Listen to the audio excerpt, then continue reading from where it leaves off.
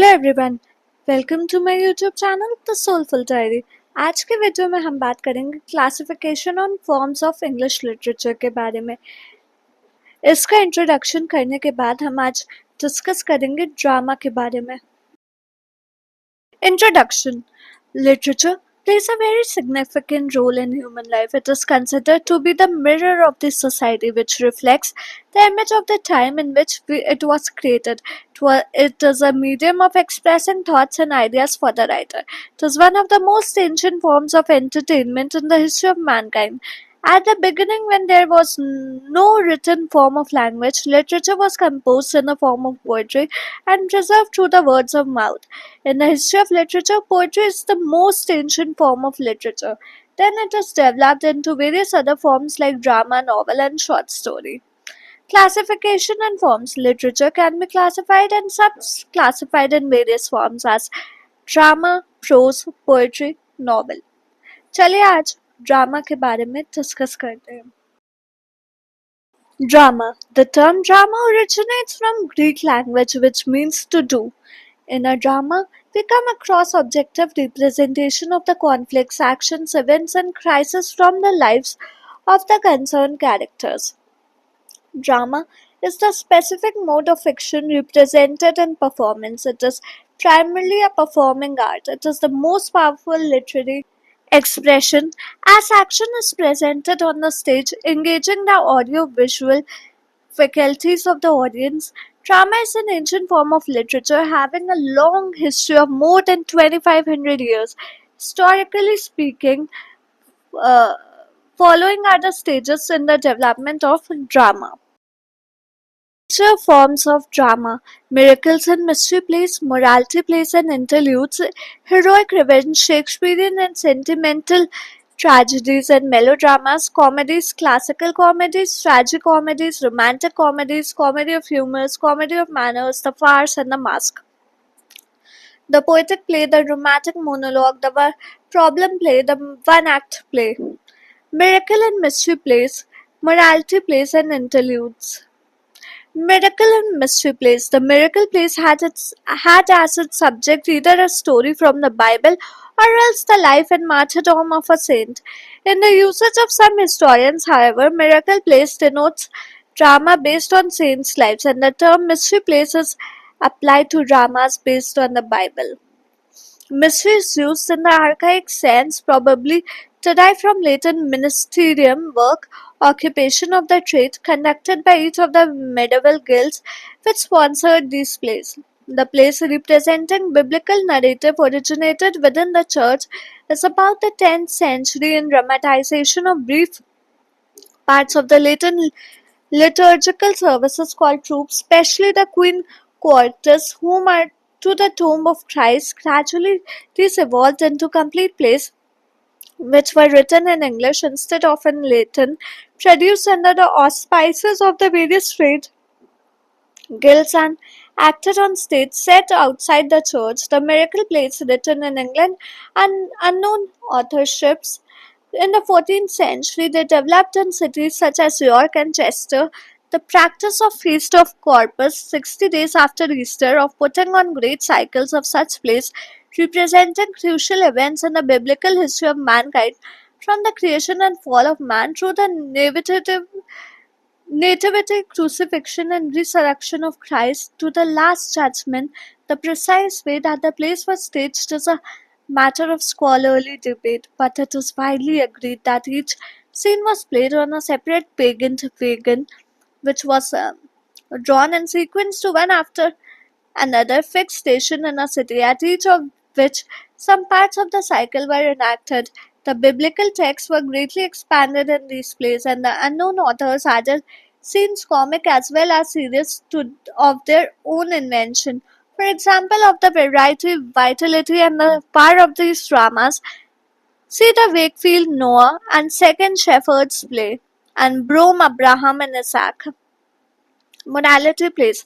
Morality plays were dramatized allegories of a representative Christian life in the plot form of a quest for salvation in which the crucial events are temptation, sinning, and climatic confrontation with death. The usual protagonist represents mankind or every man. Among the other characters are personification of virtues, vices, and deaths, as well as angels and demons who contest for the prize of the soul of mankind. A character known as the Vice often played the role of the tempter in a fashion both sinister and comic. He is regarded by some literary historians as a precursor both of a cynical ironic villain and of some of the comic figures in Elizabethan drama, includes then Shakespeare, Falstaff, the best known morality plays in the 15th century, Every Man, which is still given an occasional performance. Other notable examples written in the same century are the Castles of Perseverance and Mankind. Interlude Latin between the play is a term applied to a variety of short stage entertainment such as secular farces and witty dialogues with a religious or political point. In the late 15th and early 16th century, these little dramas were performed by bands of professional actors. It is believed that they were often put on between the courses of a feast or between the acts of a longer play. Among the better known interludes are John Haywood's farces of the first half of the 16th century, especially the four PP, that is, the Palmer, the Partner, the Pothackery, and the Peddler, who engage in the lying contest, and John the husband tipped his wife, and Sir John the priest. Until the middle of the 20th century, concern with medieval drama was scholarly rather than critical. Since that time, a number of studies have dealt with the relationships of the text to the religious and secular culture of medieval Europe and have stressed the artistic excellence and power of the plays themselves.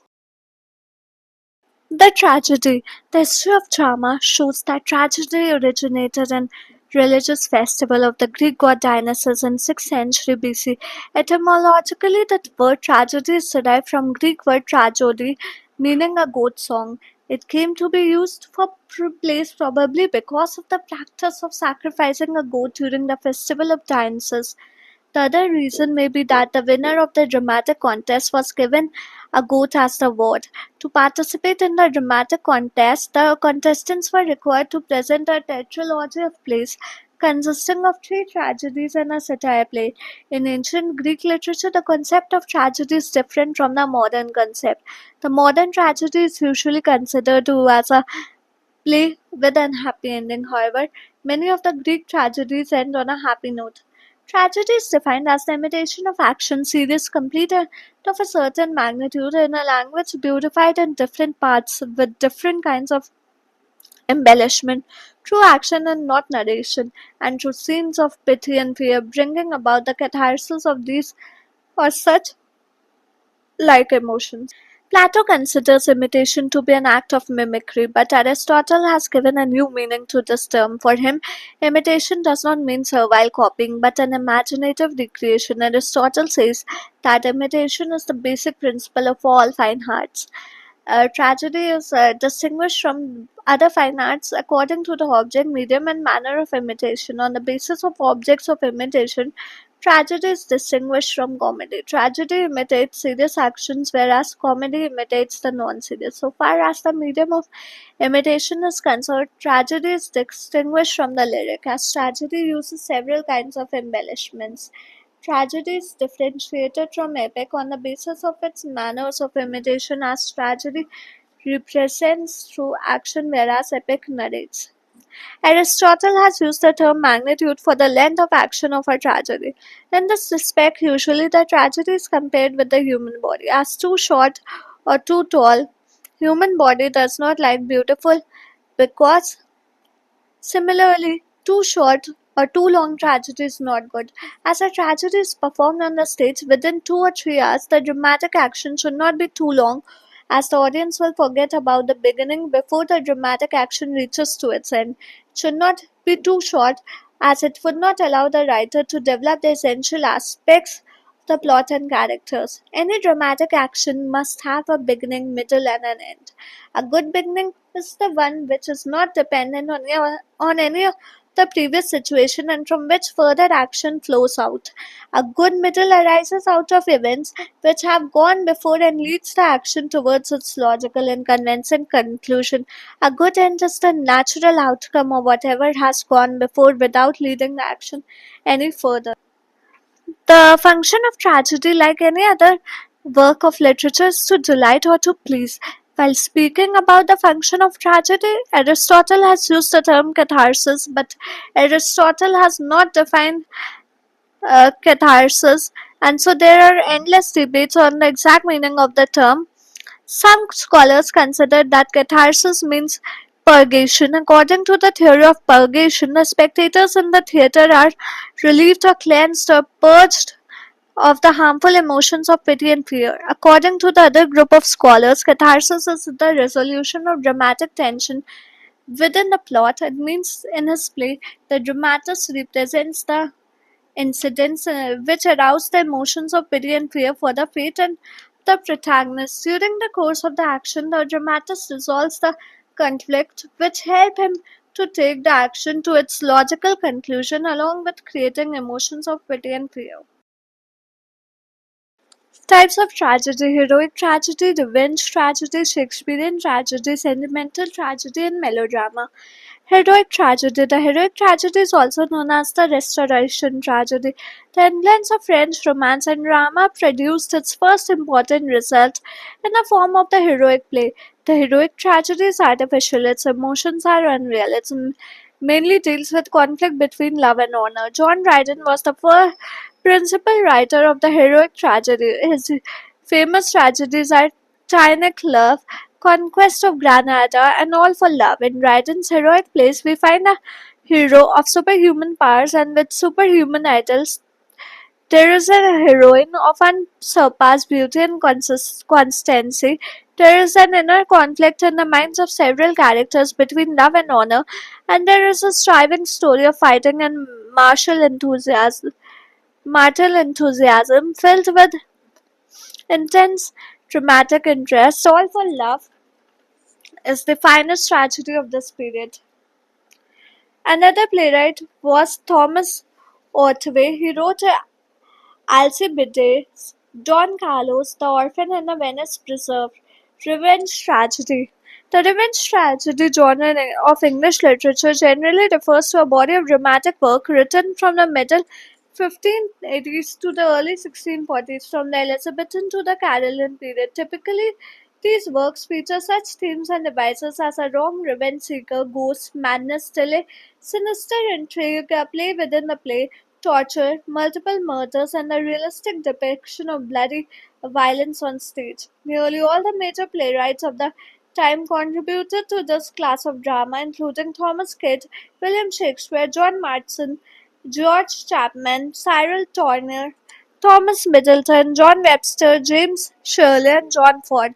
Most literary scholars have credited Kidd for initiating the dramatic archetype with his The Spanish Tragedy and the so-called Hamlet, a drama no longer extant but which is believed to have been written before 1589, and upon which Shakespeare likely based his great tragedy, and have credited Shakespeare with bringing the genre to its artistic maturity with Hamlet. The critics have maintained that a revenge tragedy was a markedly dynamic genre, observing that while Kidd invented the basic formula, his successors added igneous new layers of dramatic suspense, characterization, symbolism, and ideological representation to the theatrical form. Shakespeare tragedy. Shakespeare wrote tragedies from the beginning of his career. One of his earliest plays was the Roman tragedy Titus Andronicus, which he followed a few years later with Romeo and Juliet. However, his most admired tragedy were written in the seven-year period between 1601 and 1608. These include his four major tragedies: Hamlet, Othello, King Lear, and Macbeth, along with Antony and Cleopatra, Cornelius, Cymbeline, Julius Caesar, and the lesser-known Timon of Athens and Troilus and Cressida. Shakespeare tragedy is fundamentally serious, involving the downfall of a heroic figure. The themes are lofty passion, Romeo and Juliet, Revenge, Hamlet, Ambition, Macbeth, and Jealousy, Othello. Unique elements of tragedy are the tragic hero who is an articulate social authority, someone who is important within the society. This hero has at least one weakness or fault, a tragic flaw, which during the course of the drama grows until it overcomes his virtues and leads to his downfall and the destruction of his world. And chorus borrowed from the Greek tragedy, in which dancers singers appear at intervals within the play to comment on the action, express objective judgment on the proceedings. Sentimental tragedy. While sentiment is in its modern sense may be found in all forms of drama and theatre, sentimental drama was a specifically 18th century European form in which Oliver Goldsmith put it the virtues of private life are exhibited rather than vices exposed. Sentiment at this period meant feeling or sensibility. While many of the plays were nominally comic, the characters tended to be dull and priggish, the plots pathetic, and the language stilted. Despite this, it was popular with the rising middle class audience, especially in Germany, France, and Britain, because it tended to treat them seriously in ways which neither comedy nor tragedy did. For all its dramatic ineptness, at least from today's perspective, it is important in theatre historical terms as it marks an important stage in the development of serious prose drama. In the English language, the most famous and most successful tragedies are those by William Shakespeare and his Elizabethan contemporaries. A contemporary of Shakespeare, Christopher Marlowe, also wrote examples of tragedy in English, notably The Tragical History of Dr. Faustus and Tamburlaine. John Webster also wrote famous plays of the genre, The Duchess of Malfi and the White Devil. The melodrama. Though the term melodrama is sometimes applied to the dramatic productions of a certain period, it is also often designates a certain kind of literary structure. Melodrama is the fantasy of the world that operates according to our heart's desire, in contrast to the other formula types that are fantasies of particular actions or slates of being that counter some of our deepest fears or concentrate on particular wishes for victory or love or knowledge. Therefore, melodrama can contain all the other fantasies and often does. In fact, its chief characteristic is the combination of a number of actions and settings in order to build up the sense of a whole world, bearing out the audience's traditional patterns of right and wrong, good and evil. One thing possessed in common by these otherwise very different sorts of stories is the quality that has traditionally been understood as the hallmark of melodrama, the drama of intensified effects. That is, music mellows added to the play to increase its emotional power and intensify its hold on the audience. Therefore, the idea of melodrama has come to be associated with violence and sensationalism. The plot revolves around malevolent intrigue and violent action, while incredibly both of character and plot is sacrificed for violent effect and emotional optimism. This is undoubtedly one major characteristic of melodrama, but the quest for intensified narrative or dramatic effect is characteristic of the entire range of formulaic types.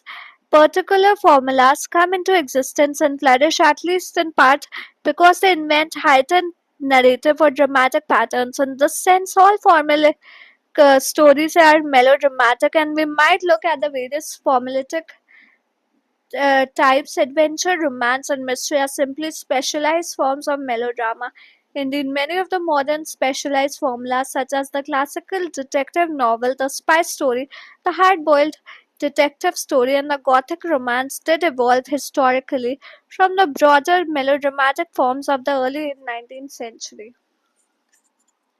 The specific formulas that depend on the basic moral fantasy of melodrama are many and various. Some of the most important contemporary examples are the best selling panoramic social novels such as these written by Irving Wallace, Harold Robbins, and Jacqueline Suzanne. The historic spectacles such as Gone with the Wind, The soap opera, the gangster saga, the professional drama such as The Doctor, Lawyer, Teacher Story, and many others. Though extremely various in the cultural materials they employ, all these formulas are shaped by the basic qualities of melodrama, the heightening of feeling and moral conflict, and multiple lines of action that work together to create a sense of the rightness of the world order. Some important examples of melodrama: John Fletcher's The Maid Tragedy, John Webster's The White Devil, John Ford's The Broken Heart, Thomas Heywood's A Woman Killed with Kindness, Francis Beaumont's A King and No King. Comedy. Comedy may be considered to be a representation of the character of a lower type. Here, lower means ridiculous. By presenting the character in a ridiculous manner, the writer of a comedy aims at producing laughter. Though the genre of comedy is practiced since the ancient times, with the practitioners like Aristophanes and Plato, the scholars have not paid enough attention towards the serious study of its nature and function. While speaking about the function of comedy, George Meredith says that comedy appeals to the intelligence, pure and simple, and aims not at our ribs or armpits but at our heads. It means it is the business of a comedy writer to look on what ails the world. He observes his environment minutely and finds out its follies and exposes them. But while exposing these follies, the purpose of the writers is to correct and reform those follies. Some scholars are of opinion that the function of a comedy is not to reform or to correct the follies of the world, but to provide light-hearted mirth. But while creating mirth, the comedian encourages the audience to laugh, but not laugh at the follies of the world. Such kind of plays purely meant to the entertainment of the audience. Comedies are of following types: classical, tragic comedies, romantic, and comedy of manners, comedy of humors, the farce, the mask. Comedy, the classical comedy. This type of comedy is written as per rules laid down by the ancient Greek and Roman masters. The function of such a comedy is corrective or reformative. In this comedy, some human folly is exposed and ridiculed. It follows the rules of three unities: unity of time, place, and action. The writer of this comedy strictly avoids the mingling of comic with tragic. The tragic comedy. In understanding about tragic comedy, one finds oneself in the position of the proverbial blind philosophers attempting to identify an elephant. The individual who gets hold of its trunk thinks it is a snake. He who grasps its tail supposes it a rope. It is a snake. He who grasps its tail supposes it a rope, while she who clasps one of its legs believes it to be a tree. A. Hausman commented in the essay, the legitimate meanings of the word poetry were themselves so many as to embarrass the discussion of its nature. The same is true to a lesser degree of the word tragic comedy. The nature of tragic comedy is difficult to define because its name has been used so variously since Platus first coined the term as a joke in his Amphitryon, and because the dramatic genre tragic comedy can comprise so many different modes: romantic, satirical, pastoral, melodramatic, and so on, as well as indispensably tragic and comedy. This play is a combination of the elements of both the comedy and the tragedy. Naturally, the play ends on a happy note for some characters and on sad note for others. Shakespeare is a famous practitioner of this kind of play. Though Aristotle had opposed the mingling of the tragic with the comic, scholars like John Dryden and Dr. Samuel Johnson have defended this type of play by saying that it is nearer to the human life. These critics argue that as the life itself is a combination of happy and sad events, there is no harm in combining them in plays. Shakespeare's well-known tragic comedies are The Winter's Tale, The Merchant of Venice, and The Tempest. The study of genre, despite recurring critical objections, continues to be indispensable to the study of drama in particular. Genre is not simply a matter of definition or classification, rather, great genre communicates, genre enables comprehension and conditions response. As Tisbatten Todorov explains it is because genres exist as an institution that they function as horizons of expectation for readers and as models of writing for authors. And Marco de Marinis, writing of performance, similarly observes by supplying the receiver with intertextual schemas and systems of expectation genre its widely accepted analytical and deceptive meaning as a class of text with specific contextual or contextual traits in common plays a crucial role in the process of textual comprehension and interpretation. Dramatic genres, in particular, are modes of perception, conveying attitudes to human experience as much as they are formal categories. Although tragedy comedy is an especially slippery genre, there is actually a good deal of critical agreement among those critics who recognize it as a genre at all as to which play constitutes its major achievement. Differences of opinion arise inevitably and properly at the edges of the genre. The familiar central examples of the genre range from um to Pastor Fido, The Malcontent, Measure for Measure, The Winter's Tale, A King and No Kings, and A Wife for a Month, to The Wild Duck, The Cherry Orchid, The Playboy of the Western World, The Killer Waiting for Godot, and No Man's Land. Within each of these two groups, however, the play seems in many respects quite unlike one another, and the modern tragic comedies appear superficially to have little in common with those written in the 16th and early 17th century. The romantic comedy. Romantic comedy is a popular genre that depicts burgeoning romance in human terms and focuses on the foibles of those who are falling in love. Comedy as a whole has rarely been seen as being as critically respectable as other genres. Perhaps it is rather a self defeating paradox to ask for it to be taken seriously. Even Shakespeare's comedies seem to be critically overshadowed by the tragedies, perhaps diminished by the foregrounding of characters who are not heroic or noble, and themes that concern issues that can be found in everyday life, such as love and relationships, rather than elemental issues of life, death, and good and evil. The most respected rom coms are those associated with artistic figures that are respected as authors. Romantic comedy has proved to be one of the most enduring genres. It has certainly undergone some ebbs and flows in its popularity, but as with all major genres, it proves perennially resilient. Audiences still enjoy the blueprint of the romantic comedy with all its traditional ingredients. Every year sees the release of new romantic comedies which are strongly in the mold of the earliest examples in history. We want to see the same characters, the same situation, the same narrator trajectory, the same setting and dialogue with new stars that speak to new generations yet tell the same story. Romantic comedy does not follow the rules of writing a comedy laid down by the ancient classical writers. The writers freely mingles the comic and the tragic. The unities of time, place, and action are modified as per the requirements of the plot. The aim of such a comedy is to produce innocent, good-natured laughter, thereby entertaining the audience without trying to teach anything. Shakespearean comedy. Shakespeare is a great writer of comedies. His comedies are called romantic or sunny comedies. With the help of his creative imagination, Shakespeare creates a brilliant world of romance which is far away from the drab realities of everyday life.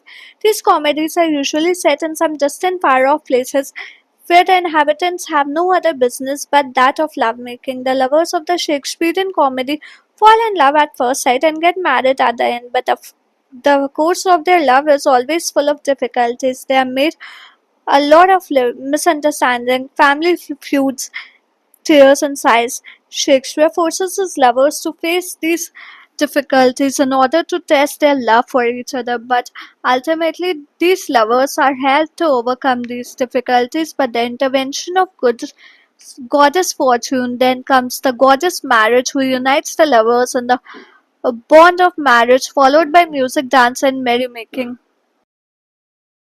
The comedy of humor is a type of comedy developed by Ben Jonson, the Elizabethan playwright, based on the ancient physiological theory of the four humors that was still current in Jonson's time. The humors were held to be four primary fluids: blood, phlegm, choler or yellow bile, and melancholy or black bile, whose temperament mixture was held to determine a person's both physical condition and type of character. An imbalance of one or another humor in a temperament was said to produce four kinds of disposition whose name have survived. The underlying theory sanguine from the later sanguis, blood, phlegmatic, choleric, and melancholic. In Johnson's comedy of humors, each of the major characters has a preponderant humor that gives him a characteristic distortion of or eccentricity of disposition. Johnson expounds his theory in the introduction to his play Every Man and His Humor, 1598, and exemplifies the mode in his later comedies. Often he identifies the ruling disposition of a humorous character by his or her name: zeal of the land busy, dame pure craft well bred. The Johnsonian type of humorous characters appear in plays by other Elizabethans and remain influential in the comedies of manner by William Wycherley, Sir George Etheridge, William Congreve, and other dramatists of the English Restoration. The characters in a comedy of humor represent some humors. The action and behavior of the characters are governed by some kind of passion. As the characters represent some typical trait, there is a lack of individuality in them. Rather, they become stereotypes. Generally, these characters are taken from low life. The purpose of the writer of such a comedy is to satirize the follies of the characters and correct them. The comedy of manners, a kind of comedy representing the complex and sophisticated code of behavior current in fashionable circles of society where appearances count for more than true moral character. Its plot usually revolves around intrigues of lust and greed, the self-interested cynicism of the characters being masked by decorous pretense. Unlike satire, the comedy of manners tends to reward its cleverly unscrupulous characters rather than punish their immorality. Its humor relies chiefly upon elegant verbal wit and repartee. In England, the comedy of manners flourished as the dominant form of Restoration comedy. The works of Sir George Etheridge, William Wycherley, notably The Country Wife, 1675, and William Congreve, it was revived in a more subdued form in the 1770s by Goldsmith and Sheridan, and later by Oscar Wilde. Modern examples of the comedy of manners include Noel Coward's Design for Living, 1932, and Joe Orton's Loot, 1965. The comedy of manners is also called Restoration comedy. It focuses upon the mannerism of the upper classes of the society. The characters of this comedy belong to the upper class, hence the dramatist represents a fashionable men and women with their manners, love, intrigue, scandals, and affections. These comedies attempt to imitate everything refined, so anything coarse or low is strictly avoided. The language of such a comedy is very witty and refined. The focus of the dramatist is not on the individuality of the character but on its manners, so the characters become lifeless. This type of comedy was very famous during the Restoration period, with the writers like William Congreve, William Wycherley, and Oliver Goldsmith practicing it. The farce. This was another popular form of theatre in France and England in the 19th century. Farce consists of unusable and subtle physical and verbal comedy. It flourishes in a moral community because it is anarchical, relying on overtuning widely accepted values. The chief characteristics of farce are sexual misadventure, flirtation, verbal abuse, and comic despair, which frequently led to instant decisions and spontaneous action. The most prolific and famous French farce writers were Feydeau and Labiche. Labiche wrote nearly 60 plays and helped write about 100 others. Not surprisingly, the plays lack originality and concentrate on reworking old jokes. His most famous is An Italian Straw Hat.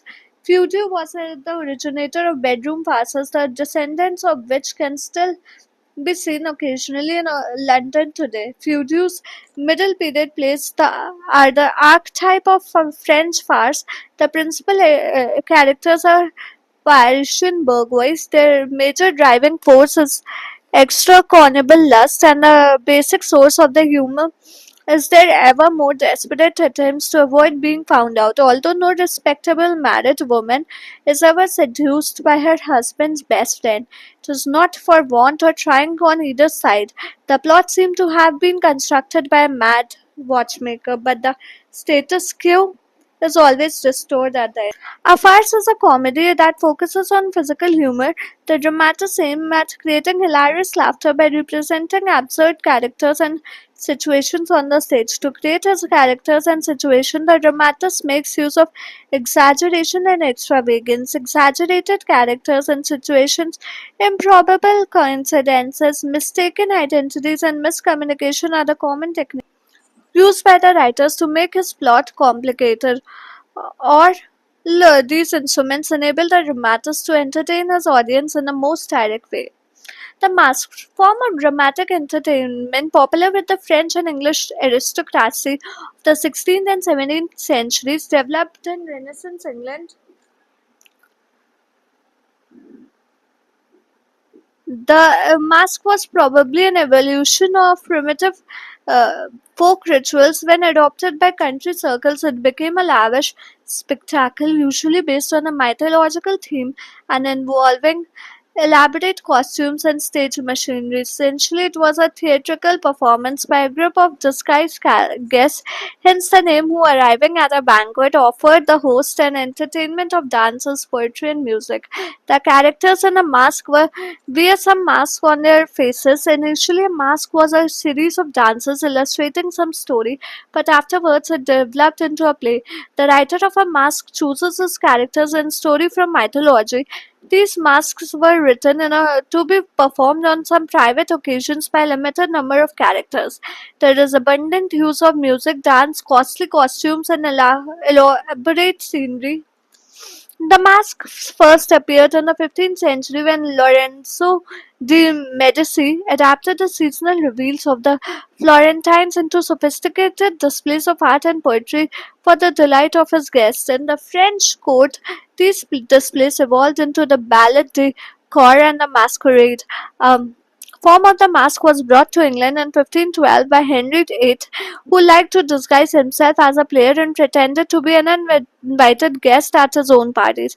Henry's daughter Elizabeth added to a spoken introduction with the inclusion of speeches and elements of court drama was developed into a unified dramatic performance in the hands of Ben Jonson, who became court poet of the Stuarts in 1603.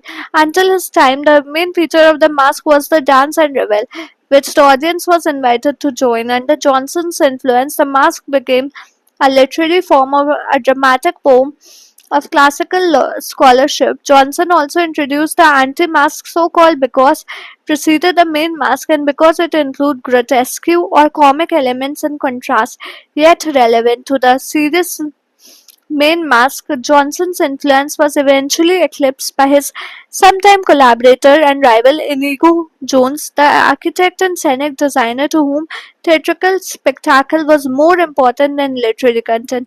It was Jones who thought of placing the layers on a raised stage and was eventually by his attention to a spectacle rather than content affected the deterioration of the mask as a dramatic form. A courtly rather than a popular entertainment, the mask disappeared with the Puritan Revolution of the 1640s.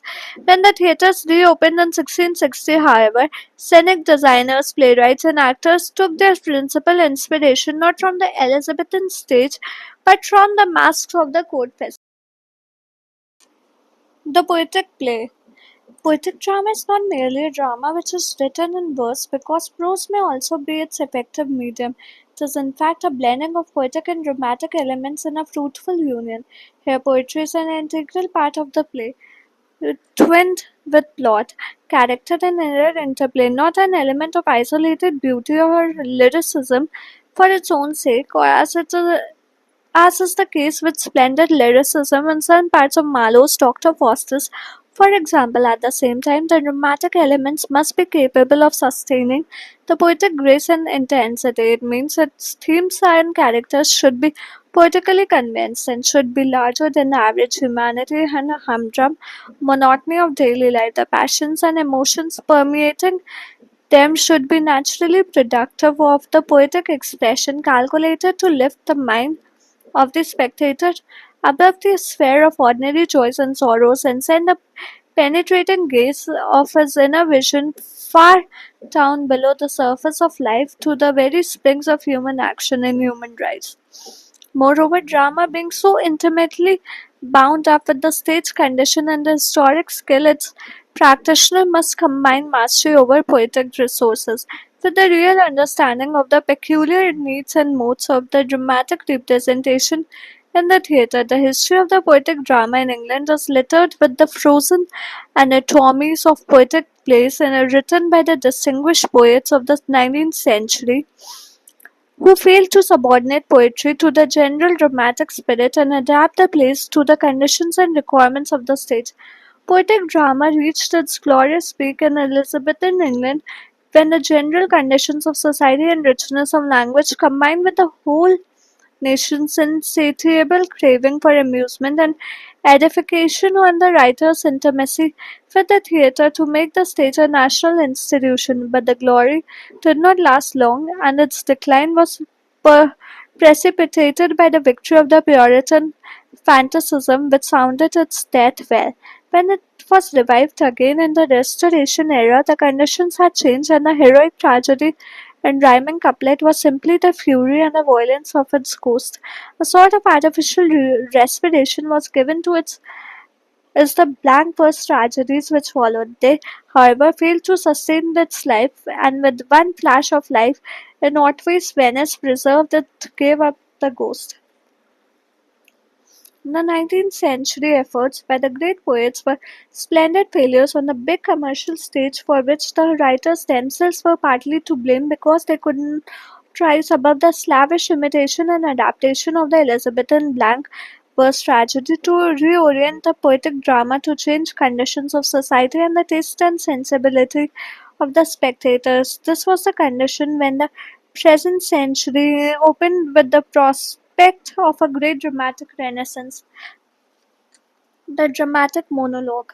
In theatre, a monologue or monologue is a speech presented by a single character, more often to express their thoughts or aloud, true sometimes also to directly address another character or the audience. Monologues are common across the range of dramatic media, plays, films, etc., as well as in non dramatic media such as poetry. Monologues share much in common with several other literary devices, including soliloquies, apostrophes, and asides. There are, however, distinction between each of these devices. One of the most important influences of the development of the dramatic monologue is the Romantic poets. The long personal lyrics typical of the Romantic period are not dramatic monologues in the sense that they do not, for the most part, imply a concentrated narrative. However, poems such as William Wordsworth's Tintern Abbey and Percy Bysshe Shelley's Mont Blanc, to name two famous examples, offer a model of close psychological observation and philosophical or pseudo philosophical inquiry described in a specific setting. The novel and plays have also been important influences on the dramatic monologue, particularly as a mean of characterization. Dramatic monologues are a way of expressing the views of a character and offering the audience greater insights into the character's feeling. Dramatic monologues can also be used in novels to tell stories, as in Mary Shelley's Frankenstein, and to implicate the audience in moral judgments, as in Albert Camus' The Fall and Mohsen Hamid's The Reluctant Fundamentalist. Monologues are also linked to with soliloquies, such as in Macbeth, when Lady Macbeth reads a letter to herself and then speaks her thoughts as though she is thinking. The Victorian period. The Victorian period represented the high point of the dramatic monologue in English poetry. Alfred Lord Tennyson's Ulysses, published in 1842, has also been called the first true dramatic monologue. After Ulysses, Tennyson's most famous efforts in this vein are Titanus, The Lotus Eaters, and St. Simon's Stylets, all from the 1842 poems. Later monologues appear in other volumes, notably Idylls of the King, Matthew Arnold's Dover Beach, and stanzas from Grant Chartreuse. are famous semi-autobiographical monologues, the former usually regarded as the supreme expression of the growing skepticism of the mid-Victorian period, was published along with the later in 1867 A New Poems. Robert Browning is usually credited with perfecting the form, certainly Browning and the poet who, above all, produced his finest, most famous works in the form. While My Last Duchess is the most famous of his monologues, the form dominated his writing career. Fra Lippo Lippi, Caliban upon Setebos, Soliloquy of the Spanish Cloister, and Porphyria's Lover, as well as the other poems in Men and Women, are just a handful of Browning's monologues. Other Victorian poets also used the form. Dante Gabriel Rossetti wrote several, including Jenny and the Blessed Damozel. Christiane Rossetti wrote a number, including The Convent Threshold, Algernon. Charles Swinburne's Hymen to Proserpine has been called a dramatic monologue vaguely reminiscent of Browning's works. The problem play. The problem play idea has sometimes helpfully, sometimes dubiously informed discussion on Shakespeare's plays, and though along with much genre criticism, it has gone out of fashion now. It has figured periodically in the scholarship that helps us understand how the plays work technically. Problem plays as a term has aroused debate because in some ways it may seem to solve nothing. It leaves us with only a question about a play's genre, not with even a tentative guidelines for reading such as we get from calling a work comedy or tragedy. As Harold Goddard wrote, we can find nothing to indicate that Shakespeare's imagination ever allowed itself to be shackled by such prescriptions or definitions. One of the few points that caused audiences of his own time to question his skills, his freedoms with respect to classical rules, or transgressing genre expectations, allowed him to create plays that begged irresolution and thus continued meditation from his audience. The term problem play comes from F.S. Bose in Shakespeare and his predecessors in 1896, printed in the US in New York by Charles Scribner's son, 1900. Bose used to label those plays such as Measure for Measure, All's Well That Ends, and The Merchant of Venice that foreground perhaps unsolvable moral problems. More recently, critics have used the term to indicate plays that defy easy categorization by genre or literary type. Genre, a term that applies largely to a form and partly to the content of an artistic work, as in comedy, tragedy, epic, or novel, has much to do with how we read or view a work. If we attend a comedy or tragedy, we go with expectations about how we will find the work presented and how it will end. So criticism had already problematized the problem plays itself, since different critics have used it with different notions in mind. But it remains useful because it directs our attention to an immediate interpretive difficulty that we experience as soon as we study particular plays. The idea of the problem plays applies to nearly all of Shakespeare's plays. What we call them and does make a difference in how we read and interpret play them, since labels like titles guide our audience expectations and invoke interpretative style. The one act play in October 1909, then Strindberg wrote a brief preface to then unpublished for Faturn, the author, the fourth volume of the autobiography, Janste Venant's son, 1886. He listed among his most important Vic- Wittgenstein work, the one-act play of the early 1890s, as one actor's out of cynical life. The item included the first warning, debit and credit, facing death, mother love, playing with fire, and the bond. He might just as well have included three one-act plays from the late 1880s, The Stronger, Paria, and Simon. All nine are short, stage-worthy one-act plays. All were designed for production in experimental theaters, and all are interpretations of human situations from a cynical point of view. Strindberg's hope of having a theatre in which his plays would be produced seemed to have a chance of realization in the late 1880s in Copenhagen, but did not materialize until the Intimate Theatre opened in Stockholm in 18. He had written his great plays The Father 1887, Lady Julie 1888, and Creditors 1888 deliberately as what might have very well be segments of actual life, with increasing emphasis on universal themes, avoidance of distracting factors such as intermissions and simplification of staging. The Vanak plays listed above are essentially further extensions of his attempts to transform drama into a form suitable for the time. They deal moreover with the universal timeless themes.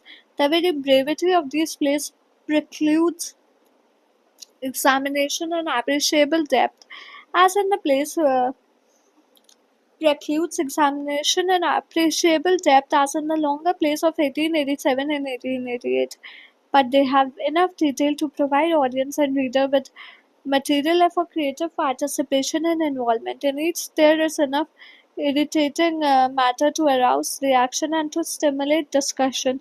The human situations presented are surely typical. People's willingness to claim credit for a fellow human being's success, a mother's manipulation of a daughter's life, a wife and indifference to her mate, except when others obviously want him, denigration of a mate for one's own purposes, indifference to and rationalization of one's sins, playing with one's own and others' emotions, and unhesitating destruction of a fellow human being, at least partly in the name of religion. Thank you. I hope आज की video आपको पसंद है। कैसी लगी हमें comment करके बताएं, और हमने ये भी कमेंट करके बताएं कि आप आने वाले वीडियोस किस टॉपिक पे देखना चाहते हैं। अगर वीडियो अच्छी लगी तो like share and subscribe to my channel. मिलते हैं कल एक और इन्फॉर्मेटिव वीडियो के साथ शाम 4 बजे। Till then keep watching and keep supporting the soulful diary. Thank you.